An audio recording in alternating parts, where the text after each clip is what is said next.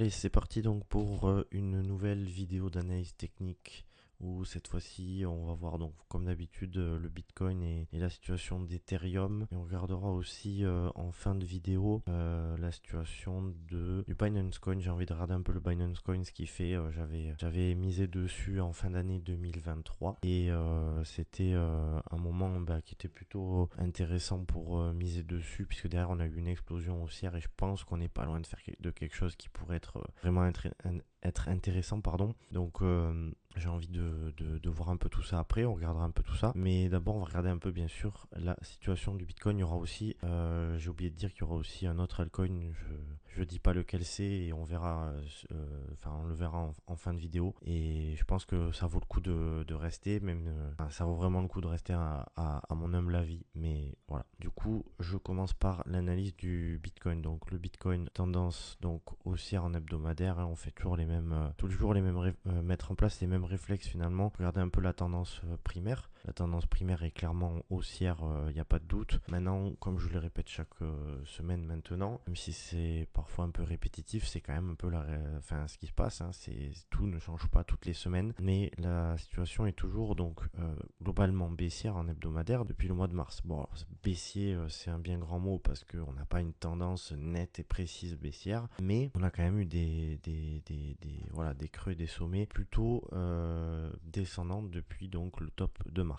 Donc même si quand même quand on regarde un petit peu de plus près, on voit bien qu'il y a quand même en hebdomadaire on a quand même un range au final, parce que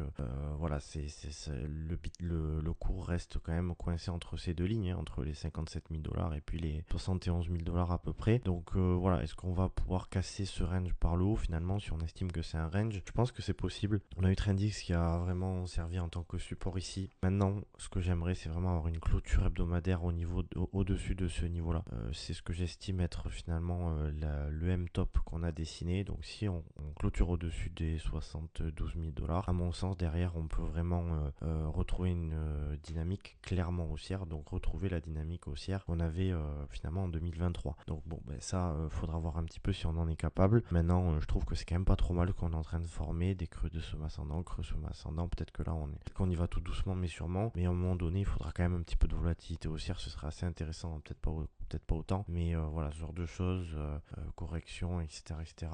J'aimerais quand même avoir, il faudrait quand même qu'il y ait vraiment de la volatilité haussière pour montrer que ça y est, quoi, les bears ont perdu ici. Je rappelle quand même que avant de pouvoir être vraiment ultra bullish sur ce niveau-là, il faut quand même le casser, quoi, parce que là ici on a bloqué une fois, deux fois, trois fois, là on y est une autre fois. J'ai failli dire une dernière fois, c'est presque.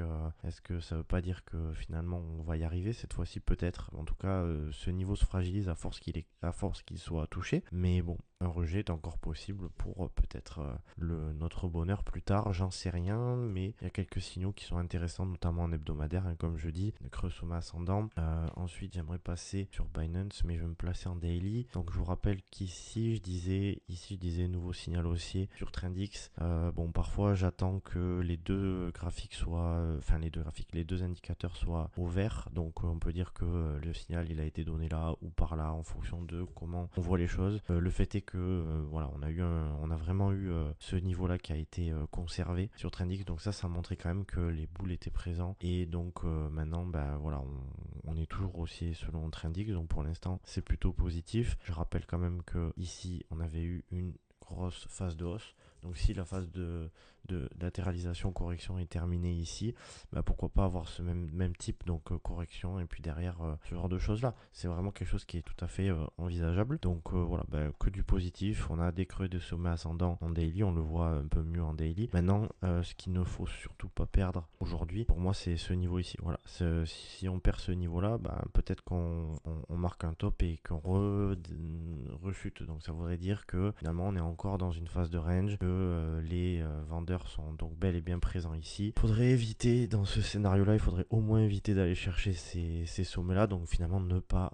marquer de plus haut historique. Mais bon, je préférerais qu'on pète ce niveau, éventuellement qu'on s'assoit dessus, et qu'après derrière qu'on explose vraiment à la hausse. Voilà, c'est vraiment ce que j'aimerais avoir, parce que là je pense que ça suffit. On a eu presque 230 jours de latéralisation correction, on appelle ça comme on a envie. Est-ce que ça c'était une grosse phase d'accumulation? On dirait, mais maintenant il faut vraiment le montrer en pétant ce niveau vraiment et en lançant le bull run, hein, parce que je rappelle que que pour l'instant le bull run je vais me mettre en hebdomadaire, on y verra mieux. Le bull run des altcoins, c'est quand on a ça. Voilà. Pour l'instant, on l'a pas eu. C'est-à-dire que pour l'instant, on voit bien, hein, qu'on se dise qu'on est en bull run ou pas encore. Pour l'instant, on a vraiment eu cette phase ici. Donc finalement, cette phase-là. Donc finalement, pour moi, le bull run n'a peut-être pas démarré encore, dans le sens où, est-ce que lors du dernier cycle, en 2019, on avait commencé le bull run? Mais pas vraiment, parce que en 2019, il n'y avait pas grand-chose qui avait explosé. En revanche, en 2020-2021, à partir du crack Covid, mais bon, ça, on ne pouvait pas le savoir, en 2020-2021, dès que ça a commencé à chuter, là, vraiment, on a eu des grosses performances sur les altcoins. Donc, c'est un peu le même genre de choses que j'attends sur les altcoins, c'est-à-dire que le jour où on commence à chuter au niveau de la dominance, bon, peut-être pas autant, eh bien, ça voudra dire que, à mon sens, ce sera vraiment le moment pour les altcoins. Puisqu'au final, quand même, bon, Bitcoin, je pense que c'est bien de l'avoir dans son portefeuille et de l'avoir un peu en fond. C'est-à-dire, admettons, n'importe quoi, vous avez un capital de 10 000 dollars, ça peut peut-être être intéressant d'avoir à la moitié en Bitcoin, en fonction du risque que vous voulez prendre, bien entendu. C'est pas un conseil en investissement, mais disons que le Bitcoin, ça reste quand même l'actif qui est le plus sûr. C'est pas forcément lui qui vous fera les meilleures performances en bull run, mais ça reste quand même l'actif qui a le moins de chances de disparaître. On a le moins de chances de se faire arnaquer finalement, etc. etc. Donc voilà, je pense que c'est quand même important d'avoir du Bitcoin, mais c'est pas lui qui fera les meilleures performances, donc c'est pas lui qui vous permettra de faire les meilleures performances au niveau de votre portefeuille. Et c'est pour ça que derrière je voulais vous parler donc de deux autres cryptos, mais d'abord on va faire un petit tour sur Ethereum, en hebdomadaire Ethereum. Donc toujours, hein, c'est fou, ce niveau là il est extrêmement important, on le voit là, matérialisé par Trendix, il est ultra important, autour des 2500 dollars. Et là j'ai vraiment, en fait j'en sais rien là comme ça, mais il y a un niveau de demande ici qui est très important, puisqu'on n'arrive pas à l'enfoncer. Bon, bien sûr, si on commence à clôturer en dessous des 2100 dollars, c'est très très négatif. Ça, il n'y a pas à dire. Maintenant, voilà, le niveau de résistance, je le dis depuis des semaines, des mois maintenant, c'est ça, c'est les 2008, 2009, allez, on va dire jusqu'aux 3000 dollars. Donc, si on commence à péter ça, à mon avis, par contre, Ethereum pourra commencer vraiment son cycle. Enfin, commencer son cycle, quand on voit un peu le graphique, on voit que son cycle a déjà débuté, hein, puisqu'on a des creux, des sommets ascendants depuis des mois désormais. Donc, le cycle a déjà débuté sans aucun souci, il n'y a pas de problème là-dessus. Seulement, il faudra aussi maintenant pouvoir compter sur Ethereum. Enfin, on compte sur Ethereum sur la suite du cycle. Et pour qu'il redémarre, à mon sens, il faut reprendre les 2009, 3000 dollars, comme je disais. C'est vraiment le niveau pivot important, à mon sens. Quoi d'autre?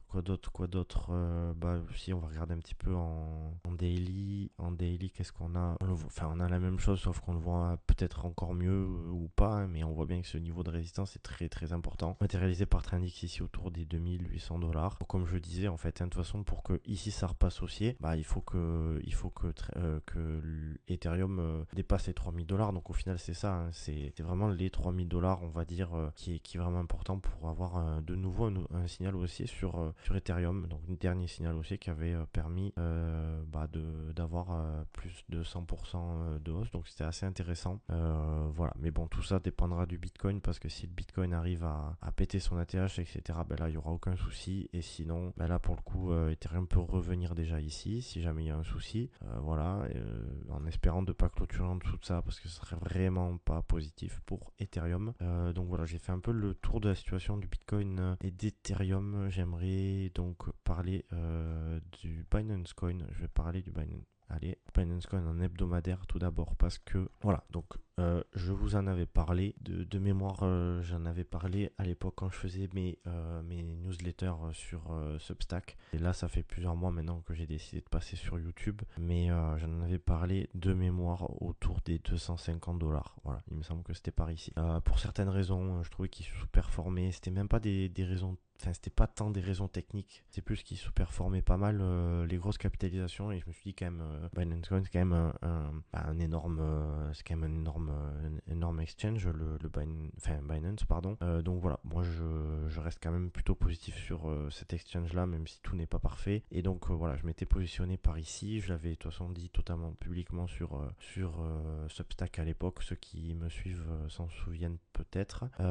Sachant que il me semble que je le répétais à une époque. Là, ça fait fait un moment que j'avais pas regardé le Binance Coin, donc c'est assez intéressant, parce que de toute façon, il faisait pas grand chose depuis, enfin, il a quand même bien augmenté 150-200%, et derrière, il s'est fait un petit peu recaler au niveau de l'ATH, hein. Il a juste fait un petit ATH, et puis après, hop, il a mangé tout simplement 45% de baisse. Voilà. Donc, pourquoi est-ce que j'en parle aujourd'hui? Parce que je trouve que voilà, je le mets le niveau ici. Voilà, le niveau ici, pour moi, c'est le niveau vraiment, si ça pète. Je pense qu'on va avoir vraiment énormément de volatilité pour, à mon avis, chercher minimum les 1000 $ et probablement plus lors de ce cycle. Mais bon, voilà, je dis juste que ce qui se passe ici, c'est que rejet, les rejets sont de moins en moins importants. On voit bien, hein, rejet important, rejet moins important, rejet moins important. Donc on voit bien que les bears les vendeurs sont de moins en moins puissants, à mon sens. Donc à mon avis, ici, ça peut vite exploser à la hausse et partir et être vraiment intéressant. Voilà. Donc je le dis. Maintenant,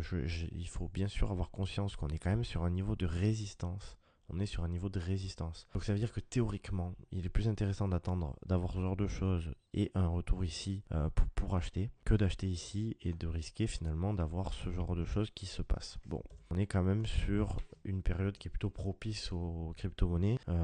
Voilà, je l'ai dit la semaine dernière, pour ceux qui veulent aller regarder la vidéo de la semaine dernière, j'ai parlé des différents catalyseurs qui sont vraiment important pour ce cycle, hein, halving, etc. Et en fait, je pense qu'on est sur une période propice aux altcoins et au Bitcoin, donc je pense que ça va péter. Mais voilà, je ne peux être sûr de rien, donc c'est sûr que statistiquement, il faut faire attention quand on est au niveau d'une résistance. Maintenant que j'ai dit tout ça, pour que personne ne se casse la gueule, entre guillemets, à cause de moi, puisque de toute façon, ça peut pas être à cause de moi, puisque tu fais tes propres recherches et que quand tu investis, c'est toi qui appuies sur le bouton, hein. Voilà, moi je donne un avis. Ici, j'ai donné un avis, bon, mais tant mieux pour ceux qui ont suivi. Maintenant, le risque, c'est toujours que je me trompe, hein. Je peux totalement me tromper et il faut quand même en avoir conscience. Maintenant, moi, je pense qu'ici, ça va péter, qu'on va avoir vraiment quelque chose d'assez intéressant sur le Binance Coin. Maintenant, voilà, ça restera un actif. Il faut pas s'imaginer que tu peux faire du 50, du x50, x100.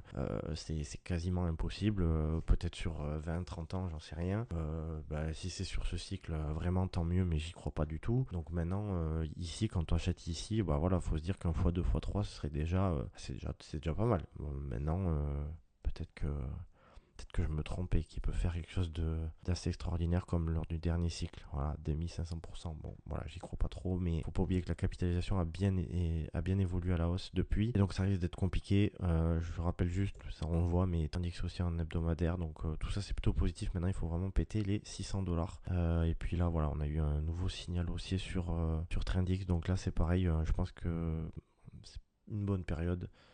Mais on verra un petit peu si ça fonctionne pour lui. Et je voulais vous parler aussi, dernière chose sur laquelle je voulais revenir, c'est sur voilà, je voulais vous parler de cet actif. Alors, je vais prendre un peu de précaution sur cet actif parce que c'est une capitalisation qui est relativement faible. Je sais plus exactement combien, mais c'est une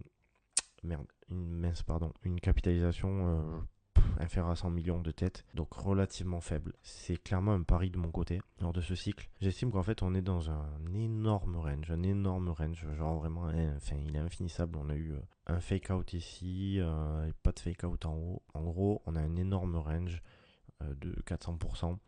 Et en fait, depuis le début de l'année 2021, c'est-à-dire que lui, il a été listé a priori en fin d'année 2020. Et en fait, après le listing, donc il a grimpé parce que voilà, c'était encore le bull run. Mais après, derrière avril-mai, il s'est mangé la correction de mai 2021. Donc il s'est mangé 90% de baisse à peu près comme tout le monde. Et puis après avoir pris tarif, il a bien conservé ce niveau. Voilà, il a encore rebondi sur ce niveau-là. Donc voilà, encore une fois, je redis comme Binance Coin. Je pense, là on est toujours baissier, mais on n'a quand même pas beaucoup d'historique. Hein. On voit bien que l'indicateur est pas bon pour cet actif en hebdomadaire, c'est un peu trop récent. Mais voilà, je rappelle que on est toujours dans un range. Donc ça veut dire que le CIFO il sortira jamais de son range. Et CIFO, l'équipe fera plus rien sur le projet. Je connais pas le fondamental de ce projet, donc c'est pour ça que je préfère mettre les pincettes. Mais si ça commence à faire ça Et ça, c'est vraiment assez monstrueux ce qui peut arriver sur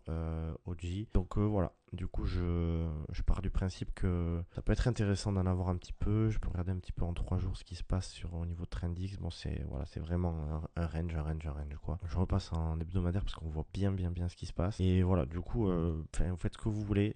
Il n'y a pas de... là, on peut dire, on peut estimer qu'on est un peu sur le milieu du range. Donc ça peut être intéressant de prendre, de mettre, voilà, de mettre son stop en dessous et de mettre une zone, de mettre comment dire, une quantité un argent que vous êtes capable de perdre. Hein. Vous êtes capable de perdre plus de 60%. Admettons, je dis n'importe quoi, vous acceptez de perdre 100 euros, et bien vous mettez la quantité si vous prenez votre stop loss, et bien il vous reste, vous avez perdu vos 100 euros, mais pas plus. Voilà. Donc si vous voulez faire ce genre de choses pour faire attention, etc., je pense que normalement, si on est bien bullish, si on est bien bull run, si la correction est terminée, etc., ce creux doit tenir et ne doit pas céder. Donc je pense que ça pourrait être vachement intéressant. Et après, vu que c'est une capitalisation qui est très faible, il y a vraiment moyen de s'extraire et avec une accumulation comme ça, je sais pas si vous vous rendez compte, mais en fait, même moi, je me rends pas compte combien de temps. On est sur 1400 jours de latéralisation.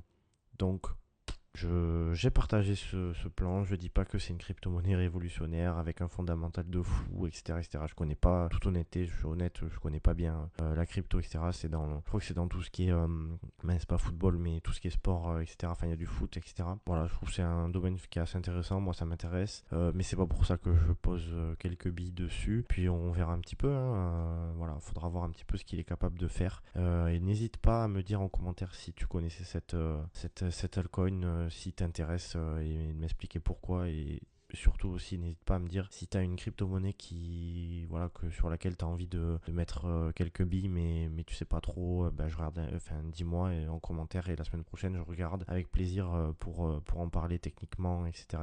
Donc voilà pour la situation des crypto-monnaies. On a le Bitcoin qui est vraiment très proche de marquer un ATH. Je pense que dans les heures qui suivent ou dans les jours qui suivent, c'est vraiment possible qu'on ait un ATH. D'ailleurs, quand la vidéo sortira, on aura peut-être déjà eu l'ATH. Mais voilà, c'est pas grave parce que de toute façon, la situation ne change pas en une demi-seconde sur les cryptos.